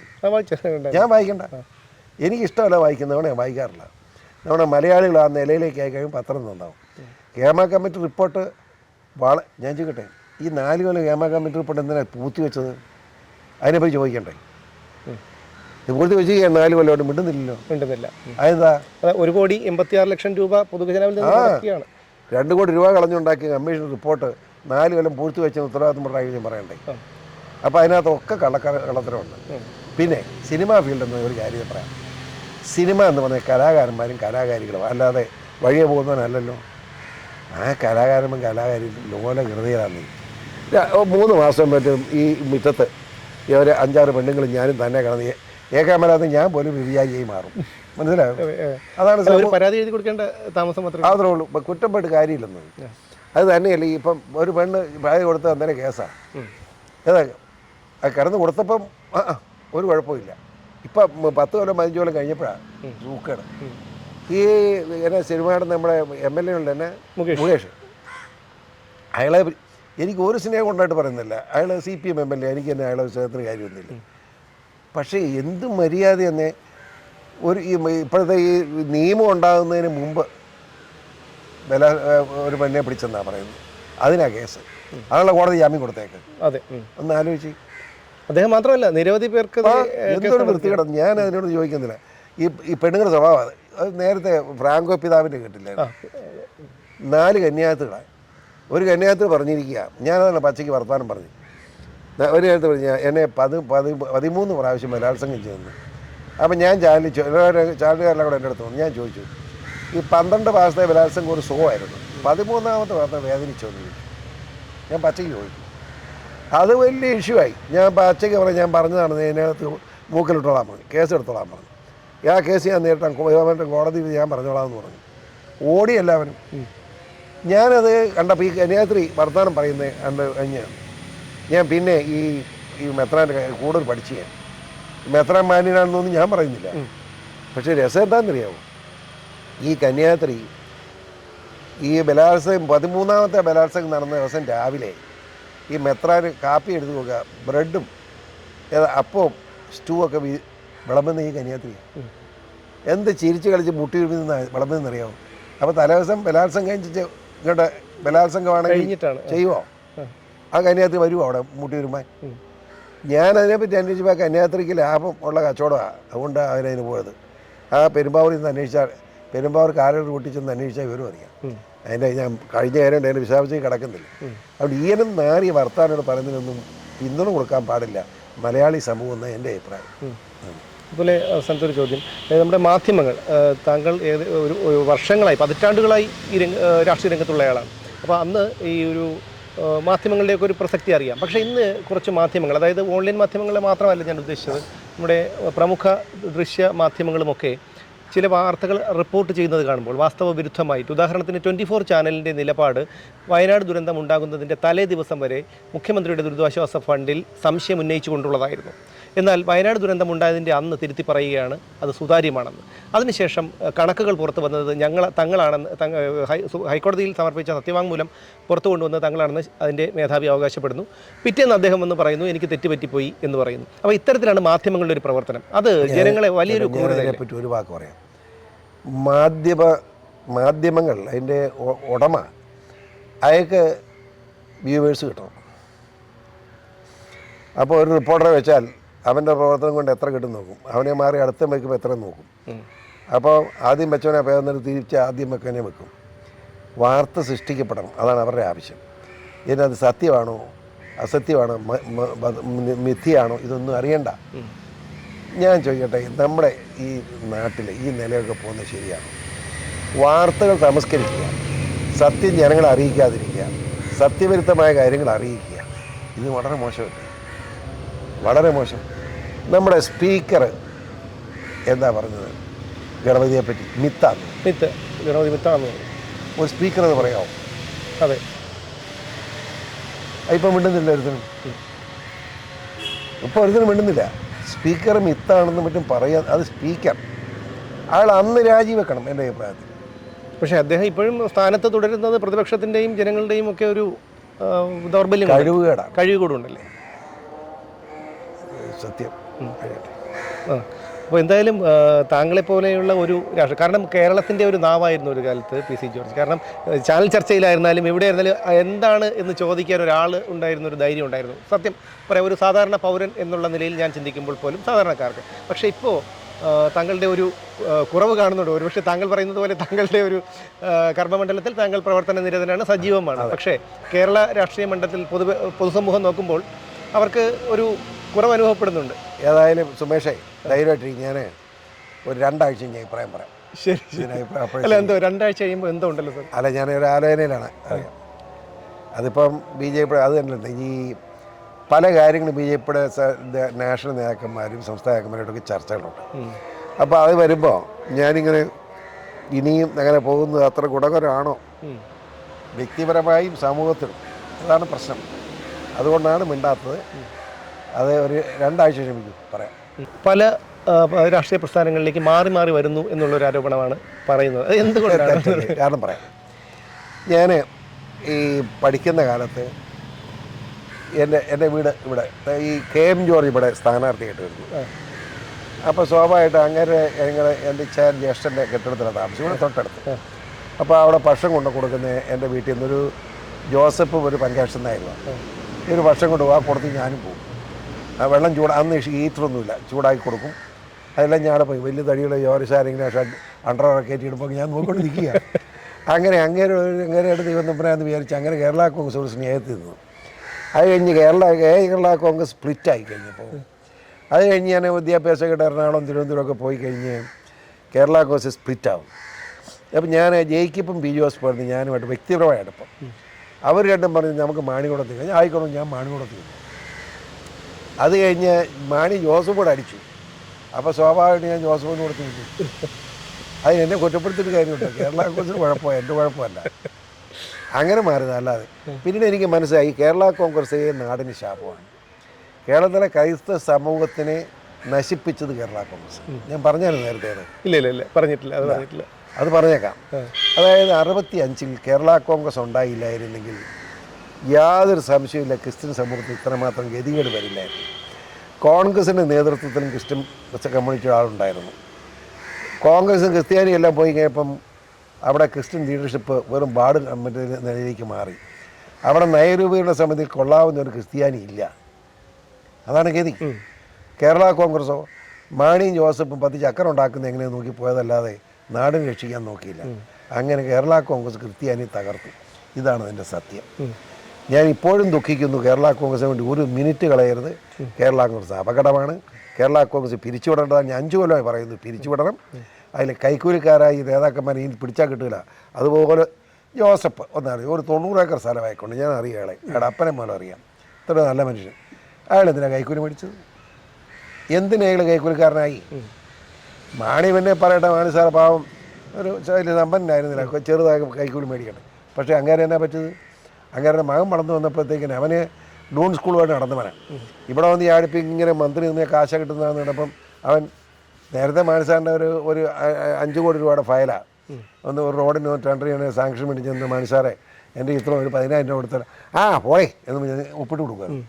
ഇപ്പം ഈ ചെറുക്കം ജോസ് കെ മാണി വന്നു കഴിഞ്ഞപ്പോൾ അത് ശതമാനമായി. ഇത്ര ശതമാനം കൊടുത്തു കഴിഞ്ഞാൽ മാത്രമേ ഒപ്പിട്ട് കൊടുക്കുള്ളൂ. അല്ല, കൈമാണി കാണുക. എന്തായാലും മാണി ആക്രമിക്കാൻ പഠിച്ചില്ലല്ലോ അവനും അവൻ്റെ പെമ്പിളായി.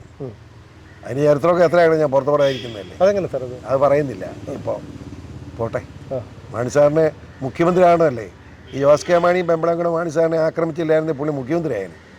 അവർ സമ്മതിക്കാൻ ചിട്ടാണ് മുഖ്യ സ്ഥാനത്ത് മാണി സാർ മാറേണ്ടി വന്നു. അതൊക്കെ ഒത്തിരി ചരിത്രമുണ്ട്, പറയും ഞാൻ താമസിക്കാതെ. അതുകൊണ്ട് കേരള കോൺഗ്രസ് പിരിച്ചുവിടുക, ആ മുദ്രാവാക്യം ശക്തമായി നിൽക്കണം. പക്ഷേ ഇപ്പോൾ ഒരുപക്ഷെ ജോസ് കെ മാണി ഒരു പശ്ചാത്താപം ഉണ്ടായിരിക്കാം. കാരണം ആട്ടും തുപ്പും കൊണ്ടാണ്, പിണറായി വിജയൻ്റെ ആട്ടും തുപ്പും കൊണ്ടാണ് നിൽക്കട്ടെ. അവിടെ നിന്ന് അടികൊള്ളട ചോരവൻ അവൻ ഇനിയും മേടിക്കണം. പാലായിലെ ജനം ഓട്ടിച്ചല്ലവനെ അപ്പോൾ നിന്നിട്ട് കാണിച്ചില്ല, കിട്ടിയ വോട്ട്. അതെ, ഇനിയും കിട്ടുകയില്ല. തന്ത തല്ലിയവനെ ദൈവം ക്ഷമിക്കാലെന്ന് താങ്കൾ മുമ്പ് പറഞ്ഞ പല കാര്യങ്ങളും സത്യം തന്നെയാണെന്ന് തെളിഞ്ഞു. അതായത് ജിഹാദ് ഉൾപ്പെടെ നമുക്ക് ഞാൻ ഒരു കാര്യം കളവ് പറയുന്നില്ല, കളവ് പറയുന്ന പ്രശ്നമില്ല.